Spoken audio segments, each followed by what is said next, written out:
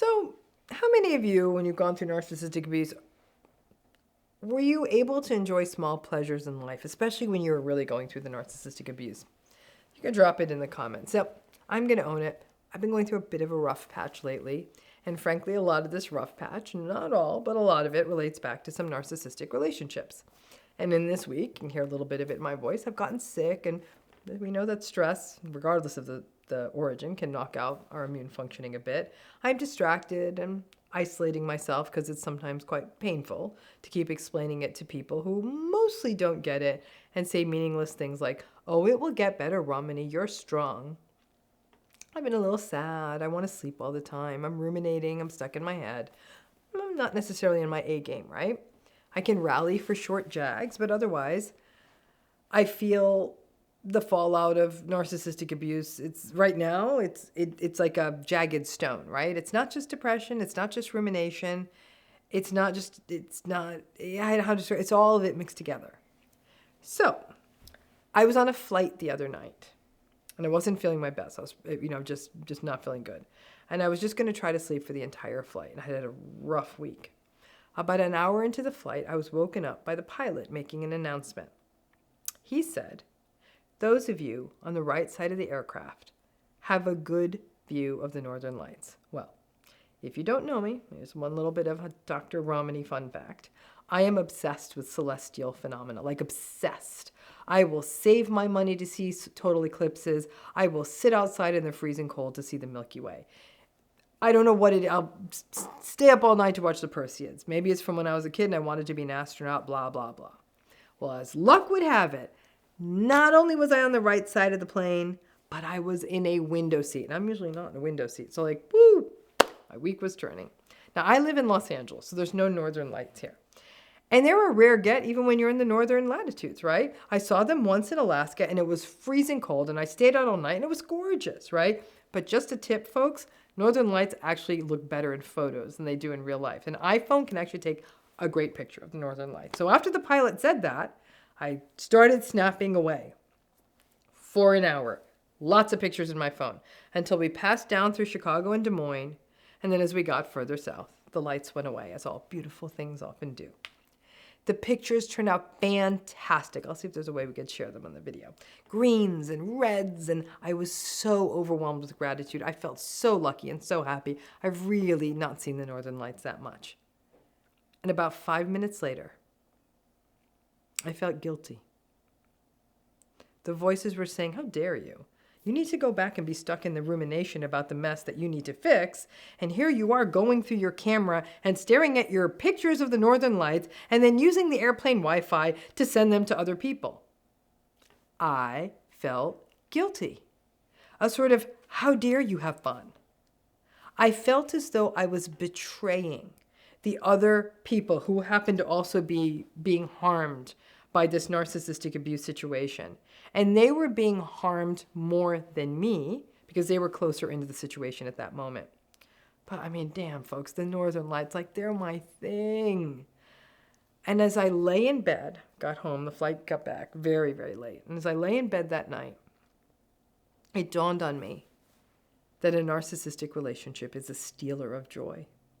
It's a misery that is always there. And even when there is a gorgeous moment, like a rare glimpse at the aurora borealis from the comfort of a warm airplane seat, I don't know how to say it. It's like a crick in your back or a low-grade headache or a sense of fatigue that doesn't go away.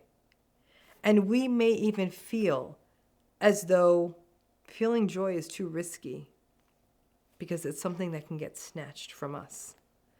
And it raises the philosophical question of whether it is better to never taste something joyful rather than to participate in it, to taste it, and then raise our heads again and be right where we began and never get to taste it again. And that is the experience of so many people in these relationships.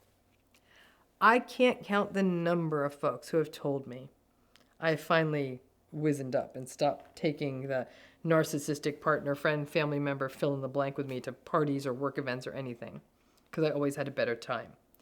Really great time without them. But what would be looming was having to go home to them, right? So I wouldn't take them to the party, but I'd still have to go home and see them, right? Or I'd have to see them the next day, or deal with their toxic text message that came in and that I planned to respond to once I left something that I was enjoying. The crick in the neck, the low-grade headache, it's always there. But during the party, seeing the friends, you laughed loud and you had fun. And you even felt you could be a little of yourself. And then you knew at the end of the evening you'd have to go home and see the narcissist, or you'd have to see them the next day at work. It would just be taken away. And what's worse? What's worse, not having it at all? Or having to live in the flip-flop universe of good days and bad, of moments of joy and fun and laughter and being yourself, and then moments of misery and invalidation and general psychological abuse? I don't know that there's a right answer.